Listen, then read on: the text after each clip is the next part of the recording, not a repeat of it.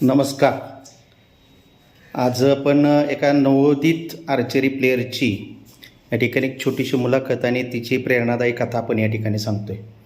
खरं तर एखादी गोष्ट करण्यासाठी एक चांगला गुरु असावा लागतो आणि गुरु नित्यदर्शनात असला तर त्याची नेमकीच किती आपल्यासाठी फायद्याची गोष्ट असते हे यावरून सिद्ध होतं. आज आपण या ठिकाणी आलेलो आहोत सातारा येथे. आमची राधा उर्फ सानवी हिनं नुकतंच परवा झालेल्या राष्ट्रीय आर्चरीमध्ये सुवर्णपदक मिळालं. त्याबद्दल राधा खरं तर तुझं पहिल्यांदा हार्दिक अभिनंदन. धन्यवाद. नमस्कार. आता मी तुला काही प्रश्न विचारतो. माझी विनंती आहे तुला की तुझा हा जो प्रवास आहे तो प्रवास अगदी छान पद्धतीनं की तू या आर्चरी खेळाकडं कधीपासून सुरुवात केली? आर्चरी खेळाकडं पहिलं तर मी लॉकडाऊनमध्ये कोरोना होता तर लॉकडाऊनमध्ये कुठे बाहेर पडू शकत नव्हतं, काहीच असं हे नव्हतं. तर त्यावेळेस आम्ही चालू केली आर्चरी जस्ट अ गेम म्हणून किंवा असं त्यात करिअर करायचं म्हणून नव्हतं. पण जसं त्यात पुढे गेलो तसे मोठे मोठे प्लेयर्स नजरेखाली यायला लागले. अदिती स्वामी असेल, ओजस देवतळे, हे सगळे मोठे प्लेयर जसे कळले मग त्यावेळेस कळत गेलं की स्पोर्ट्समध्ये काही करिअर होऊ शकतं. मग त्यावेळेस आम्ही त्या आर्चरीकडे ना करिअरच्या दृष्टिकोनाने बघायला लागलो. मग त्यात आम्ही आणखी सिरियस होऊन चांगले कोचेस जसे माझे कोच आंतरराष्ट्रीय प्रवीण सावंत, तर मी त्यांच्याकडे 2 वर्ष झालं आहे आत्ता आणि ते मला खूप चांगले मार्गदर्शन करतात आणि त्यांच्या ह्याच्याखालीच मी आत्ता नॅशनलला गोल्ड मेडल प्राप्त केलं आहे. बरं, पहिल्यांदा मेडल तुला कुठलं मिळालं आर्चरीमध्ये? पहिल्यांदा माझं जे पहिलं मेडल होतं ते माझं ब्रॉन्झ मेडल होतं स्टेटला. आता तुला नॅशनलला गोल्ड मेडल मिळालं त्यावेळेस तुला काय वाटलं?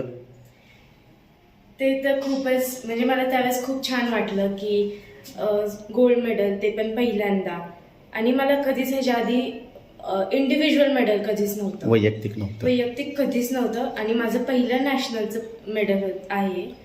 तर छान वाटलं मला खूप. बरं, आतापर्यंत तुझा हा जो प्रवास आहे या गोल्ड मेडलपर्यंतचा, तर या गोल्ड मेडलला जाण्यापूर्वी तू कसा सराव केला किंवा कोणत्या प्रकारे तू याच्यासाठी नित्यनियमानं कायच्या गोष्टी केल्या त्या सांगू शकशील तू? हां, नक्की. त्याआधी तर मी रोज म्हणजे माझी सकाळी 6 ते 12 प्रॅक्टिस असायची, एक सेशन. त्यात मग आमचं शेड्यूल ठरलेलं असतं की रोज किती ॲरो मारायचे, किती स्कोरिंग्स करायचे असं. आणि मग इव्हनिंग सेशन 2 सेशन असायचे. मग संध्याकाळी 3 ते 7 असं असायचं. मग रोज आमचं डाएट असायचं, टाईम टू टाईम वर्कआउट असायचा आणि सर पण खूप स्पेसिफिक माझ्याकडे लक्ष पण द्यायचे. आणि थोडं मध्ये होत नव्हतं मग आम्ही पुण्याला गेलो. मग तिथे थोडं आणखी पर्सनल ट्रेनिंग मिळालं, थोडं इक्विपमेंट अपग्रेड केलं, त्यामुळे माझा परफॉर्मन्स आणखी चांगला आला. त्याचा मला उपयोग मला त्याच्या नॅशनल्सला झाला. पहिल्यांदा तुझं अभिनंदन करतो. सातारा जिल्ह्यातील सर्वात लहान वयामध्ये राष्ट्रीय स्तरावरचं आर्चरीतलं मेडल सुवर्णपदक प्राप्त तू खेळाडू आहे म्हणून तुझं तमाम सातारा जिल्ह्याच्या वतीनं प्रथमतः मी विशेष अभिनंदन या ठिकाणी करतो. मी तुला विनंती करेन की तुझ्या रोजच्या इक्विपमेंटबद्दल थोडीशी माहिती या ठिकाणी तू सांगू शकतेस का? की तुझी जी किट बॅग आहे तुझ्या शेजारीच बहुतेक मला ती किट बॅग दिसते. तर जरा किट बॅगमध्ये जे साहित्य आहे त्याची एकूण किंमत किती आणि सरासरी किती खर्च येतो? तर आमचं पहिलं तर बो असतो. जो बो फक्त हँडल जो असतो तो आमचा 1.5 लाखापर्यंत जातो. मग त्यात छोटे छोटे इक्विपमेंट असतील म्हणजे साईट असते ज्यातनं आम्ही बघतो, त्यात जो स्कोप असतो तो, ते सगळं लॉंग बार असेल, ॲरोज असतील, ते सगळं मिळून आमचं 3 ते 4 लाखापर्यंत जातं. 4 लाख. आणि आमचं मग तेवढंच झालं. मग बाकीचे लागणारं साहित्य जसं की ही माझी बोकेस असेल किंवा या बोकेसमध्ये किती बसतात? ह्या बोकेस माझे 2 बो बसतात माझे. बरं. एक असतो आमचा जो आम्ही मॅचमध्ये यूज करतो आणि एक स्पेअरचा बो असतो जो मॅचमध्ये जर काही माझं तुटलं किंवा काही इक्विपमेंट मधलं खराब झालं तर मी तो दुसरा बो यूज करते असं असतं. मग आर्चरीकडे वळण्यापूर्वी तू कुठल्या खेळात उतरली होतीस? त्याच्या आधी मी खूप खेळत होती. त्याच्या आधी मी स्केटिंग पण करायचे. स्केटिंगमध्ये पण मला मेडल्स आहेत खूपच. आणि स्केटिंगमध्ये पुढे स्कोप नव्हतं त्यामुळे मग आम्ही आर्चरीत आलो. बरं, आत्तापर्यंत तुझ्या या आर्चरीमध्ये येण्यासाठी खरं तर तुला कुणीतरी सांगितलं असेल की आता तू हा खेळ करूया. आता इथं तुझ्या घरामध्ये तर मला खूप काही रंगवलेलं दिसतंय. म्हणजे आता हा कदाचित हा प्रवास तुझ्या नित्य रोजच्या प्रवासातला या ठिकाणी मला दिसतोय.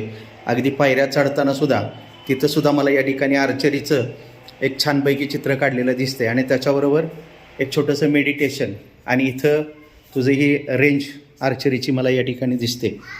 या सगळ्यामध्ये सर्वात जास्त तुला सहकार्य कुणी केलं? सगळ्यात जास्त मला माझ्या सरांनी, प्रवीण सावंत सरांनी मला मदत केली. दर गोष्टीत मला गाईडलाईन दिली. त्यांचा खूप सपोर्ट आहे मला आणि घरच्यांचं तर अजून जास्त आहे सपोर्ट. कारण की जे सगळं लागणारं साहित्य असेल किंवा एक असतं ना की जर तुमचं टेक्निकल सर बघताय तर तुम्हाला मेंटली घरात हे केलं जातं. कधी तुमचा एखाद्या मॅचला चांगला परफॉर्मन्स असतो, एखाद्या मॅचला कमी असतो. कमी मॅचच्या परफॉर्मन्सला मग थोडं मेंटली पण आपण डाऊन चालतो. तर त्यावेळेस मग घरचे सपोर्ट करतात, प्रवीण सर सपोर्ट करतात, असंच असतं ते. बरं, मग आता तुझं आता पहिल्यांदा राष्ट्रीय स्तरावरती या ठिकाणी आर्चरी खेळात तुझी निवड झाली, सुवर्णपदक मिळालं. मग ते बघून तुला कसं वाटलं की हे मेडल घेताना तुला नेमकं काय वाटलं? त्यावेळेला तर तुझ्यासोबत कोण नव्हतं, तुझे कोच आणि तूच होती. मग पहिल्यांदा तुला काय एक्साईट झालं? सगळ्यात पहिलं तर मला खूप असं गैरवरून म्हणजे खूप असं हे झालं की हां मी काहीतरी केलं आत्तापर्यंत किंवा जो माझा प्रवास झाला त्याचा कुठंतरी मला एक फळ मिळालं आत्तापर्यंत जे कष्टाचं, ते खूप चांगलं वाटलं. आणि सरांचं तर सर पण त्यांनी खूप मला हे केलं होतं मॅचमध्ये. बरं, आता याच्या पुढं ध्येय काय आपलं नवीन? आता 2027 मध्ये इंडिया टीम ट्रायल असणार आहे. बरं, वर्ल्ड युथ अँड कॅडेटची जी मॅच इंडिया टीमची होणार आहे टर्कीमध्ये. तर तिथं गोल्ड मेडल आहे. सध्या तू कितवीमध्ये शिकतेस? सध्या मी 8वीत आहे. बरं, नागठाणच्या स्कूलमध्ये. शाळेचं नाव काय तुझ्या? Prince English medium school. Prince English. त्या शाळेनं तुला काय सहकार्य केलं? त्या शाळेने मला पूर्ण माझं ॲडमिशन एक्सटर्नल ठेवलं. ते मला हे पण म्हणजे पेपरला वगैरे ते पण त्यांनी खूप सहकार्य केलं. बाहेर स्पर्धेला गेल्यानंतर पेपर परत आल्यानंतर घेतले. ठीक आहे, छान. मग त्याच्याबरोबर आता या प्रवासामध्ये सर्वात एखादा कधीतरी वाईट प्रसंग असतो ज्यातनं आपण खूप काही शिकतो. मग असं काही कधी घडलं आहे का तुझ्या या आत्तापर्यंतच्या प्रवासामध्ये की असं कदाचित आता आपली मोठी बहीण मृण्मयी, हिला एखाद्या वेळेला मेडल मिळालं होतं आणि ते बघून तिच्या घरातल्या सगळ्यांनी कौतुक केलं आणि त्यावेळेला तुला कदाचित मला वाटतं तुम्ही दोघी एकत्र कुठंतरी एका मॅचला उतरलेला होता आणि वाटतं तिला एखादा मेडल मिळालेलं होतं.